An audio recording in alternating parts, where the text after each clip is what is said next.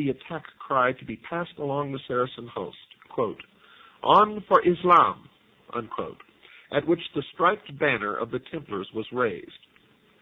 And the Emir Lion of the Faith said, "Are those Sultan Saladin Yusuf's allies of whom I have heard from the reconnaissance men?" Well, this cannot be regarded as anything at all conclusive. The only other reference is to a body of Templars who went over to the Saracen side and whose supposed descendants survive to this day as the Salabiya, which means Crusader tribe, in North Arabia. This engagement, folks, spelt the end of real Western power in Palestine for over 700 years, although it did stimulate the unsuccessful Third Crusade. Although the Templars and some other Crusaders were still in the Holy Land, they had lost almost all of their possessions there. But in the West lay the real seat of their power.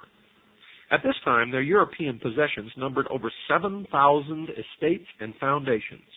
Although principally concentrated in France and England, they had extensive properties in Portugal, Castile, Leon, Scotland, and Ireland, Germany, Italy, and Sicily. When Jerusalem was lost, their headquarters were transferred to Paris. This building, like all their branch churches, was known as the Temple. It was here that the French king Philip the Fair took refuge in 1306 to escape a civil commotion. It is said that this visit gave him his first insight into the real wealth of the order. Now remember, the wealth was not for the members, for they practiced the first true socialism, international socialism, or communism.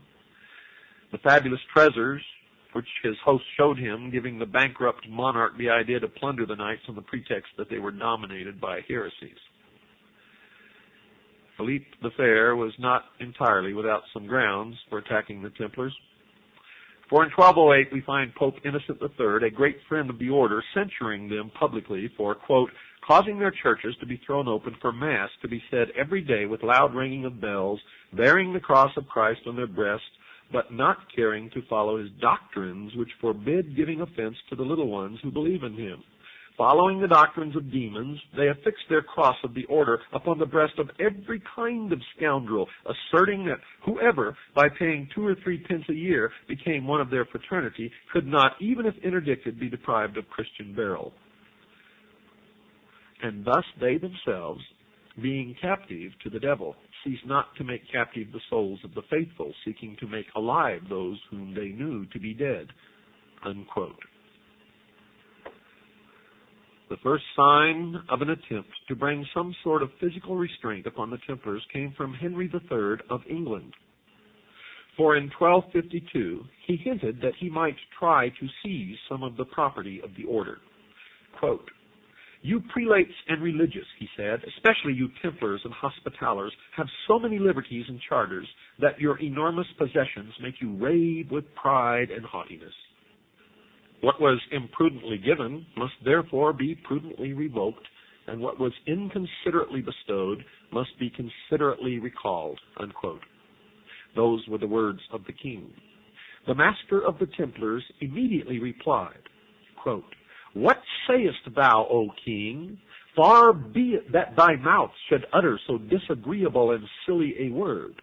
So long as thou dost exercise justice, thou wilt reign.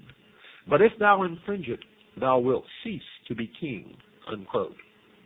Now remember that the Knights Templar at that time were the very first international bankers. They were the wealthiest order, wealthiest group then known in the world, even surpassing the kings of the different countries that existed. And even though the Hospitallers were created before the Knights Templar, eventually the two became the same order, though to the public and to the rulers of Europe, they were different orders with different names. The haughty Templars of the 14th century owned land and revenues, gained steadily in honor and importance. They might have had thrones had they wanted them, for such was their power towards the end that, banded together, as one historian points out, they could have overcome more than one of the smaller countries of Europe. Perhaps, though, they aimed even higher than that.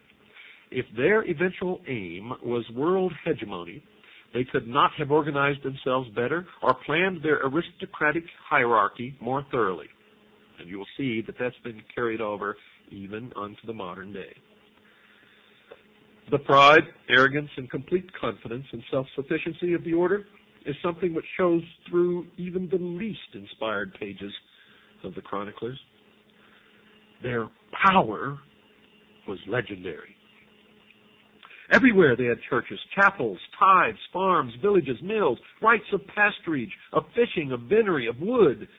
They had also in many places the right of holding annual fairs, which were managed, and the tolls received by some of the brethren of the nearest houses or by their donates or servants. The number of their preceptories is, by the most moderate computation, rated at 9,000. The annual income of the order, put at about 6 million pounds sterling, an unbelievable, unimaginable sum for those times. Masters of such a revenue descended from the noblest houses in Christendom, uniting in their purses the most esteemed secular and religious characters, regarded as the chosen champions of Christ and the flower of Christian knights. It was not possible for the Templars in such lax times as the 12th and 13th centuries to escape falling into the vices of extravagant luxury and overweening pride. The order, folks, when fully developed, was composed of several classes. Chiefly knights, chaplains and serving brothers. Affiliated were those who were attached to the order and worked for it and received its protection without taking its vows. And this affiliation was said to be derived from the Arab clientship association, analogous to blood brotherhood and tribal associations. A candidate for knighthood should prove that he was of a knightly family and entitled to the distinction. His father must have been a knight or eligible to become one. He had to prove beyond any doubt that he was born in wedlock. The reason for this last requirement was said to be not only religious.